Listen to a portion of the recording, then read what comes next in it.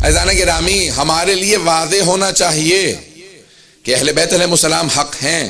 آج ہمارے لیے واضح ہے اور ان کا دشمن ہمارے لیے کوئی اہمیت نہیں رکھتا. ہمارے دلوں میں نرم گوشہ ہی نہیں ہونا چاہیے، جسے سافٹ کارنر کہا جاتا ہے. اور اگر سافٹ کارنر ہے تو اپنی دوبارہ سے اپنے آپ کو اینالائز کیجئے. شاید میں کہیں ایمان میں ڈگمگا تو نہیں رہا ہوں. یہ خود تذبذب کا شکار انسان کو کتنی ہی پریشانیوں میں مبتلا کر دے گا. میں ہمیشہ ایک واقعہ سنایا کرتا ہوں، دوبارہ شاید میں نے سنایا ہو، اس میں امام بارگاہ میں مجھے یاد نہیں ہے بالکل بھی، کہ جناب امیر علیہ السلام کا بڑا مشہور و معروف واقعہ پیش کر رہا ہوں. ان کا چیک کر لیجئے، پیش کریں گے تو پتہ چل جائے گا. ایک آدمی مولا کی بارگاہ میں گیا، کہا مولا کے پیچھے جماعت پڑھوں گا. مسجد کوفہ میں آیا، نماز پڑھ رہا تھا مولا کے پیچھے. تو کھانے کا سامان لے کے گھر جا رہا تھا. آج کے زمانے کی طرح سے نہیں تھا کہ ہر چیز پیک ہوتی تھی. آج تو ہر چیز پیک ہے نا، وہ ڈبے میں ہوتی ہے. وہ پرانا زمانہ تھا، کھانا کھلا ہوا تھا. تو اس نے مسجد کے باہر رکھا کہ میں جلدی سے نماز پڑھوں گا، باہر آؤں گا. اس میں ایک دہی اس نے لے رکھی تھی اور وہ اس نے باہر رکھی مسجد کوفہ کے باہر. نماز پڑھ کے باہر نکلا، دیکھا بھی دہی کے اوپر ایک نشان بنا ہوا. اس نے ادھر ادھر پلٹ کے دیکھا بھی ایک نجس العین کتا جا رہا ہے، اس کے منہ پہ ایک نشان ہے. اس نے کہا ہو نہ ہو کتے نے اس میں منہ ڈال دیا. اتنے میں جناب امیر علیہ السلام مسجد سے باہر آئے. کہا یہ دہی گھر لے جا، دہی پاک ہے. کہا یا علی آپ کو کیسے پتا؟ آپ میں حرام میں مجھ سے آگے تھے، میں پیچھے تھا جب میری نگاہوں میں نہیں آئی. پتہ نہیں توجہ ہے نہیں.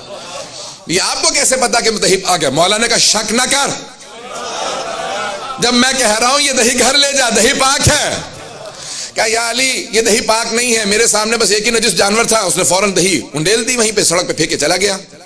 مولا نے کہا کہ میرے پہ تو نے شک کیا ہے، مجھے اگر بات پہنچ رہی ہو، کہ اس کے اثرات تیری زندگی میں آئیں گے.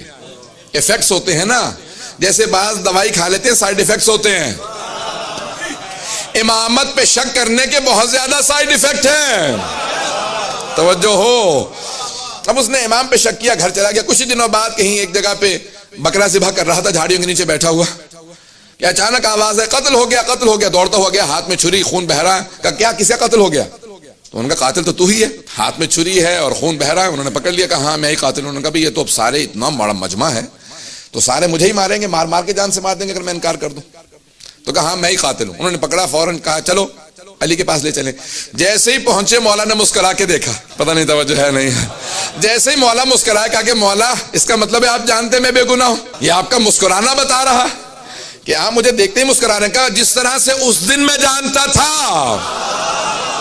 جو توجہ ہو، کہ جس طرح اس دن میں جانتا تھا کہ وہ دہی پاک تھا، توجہ ہو، کہ میں دہی پاک، میں تجھے کہہ رہا تھا کہ دہی پاک ہے، میں اس دن بھی جانتا تھا، آج بھی جانتا ہوں. کہا پھر مجھے سزا مت ہونے دیجئے گا مولا. پتہ نہیں توجہ ہے نہیں. مولا نے کہا ابھی بھی تجھے معرفت نہیں ہے، جب بتا رہا ہوں.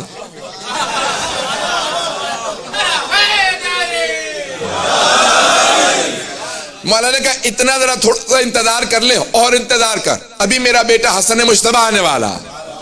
توجہ. مولا نے کہا میں تو جانتا ہوں لیکن میں تجھے سمجھانا چاہتا ہوں امامت کیا ہے، حجت خدا کون ہوتا ہے. ذرا تھوڑا انتظار کر. اتنے میں امام حسن مجتبیٰ علیہ السلام تشریف لائے. مولا نے کہا کہ بیٹا آپ فیصلہ کیجئے، تفصیل میں نہیں جاؤں گا. مولا نے فوراً تمام کے تمام مومنین سے، جتنے بھی وہ کوفے کے لوگ تھے، مومن بھی تھے دوسرے بھی تھے، مولا نے کہا اس مقام پہ جاؤ، وہاں پہ ایک درخت ہے، درخت کے نیچے ایک بکرا رکھا ہوگا، تو اس کا گلا ذبح ہو چکا ہوگا، جو ہاتھ میں چھری ہے وہ اس کا خون ہے. اب وہ پریشان ہو کے کہنے لگا کہ مولا یہ تو آپ کے بیٹے کو بھی پتا ہے. مولا نے کہا یہی تو سمجھانا چاہ رہا ہوں، حجت خدا ایسا ہوتا ہے کہ جو حجت خدا ہو وہ ایسا ہوتا ہے. اس کے ذہن میں کبھی بھی کوئی شبہ نہیں آنا چاہیے، حجت سے متعلق کبھی ذہن میں شبہ نہ آنے دو. جب لوگ گئے تو کہا کہ مولا یہ واقعاً بکرا موجود ہے. تفصیل میں نہیں جا رہا، صرف اشارہ کرنا چاہتا تھا واقعے کی طرف. عزیزان گرامی آج جتنے حملے ہوں گے، اگر آپ کی عقل سالم ہے آپ دھوکہ نہیں کھائیں گے، کبھی دھوکہ نہیں کھائیں گے.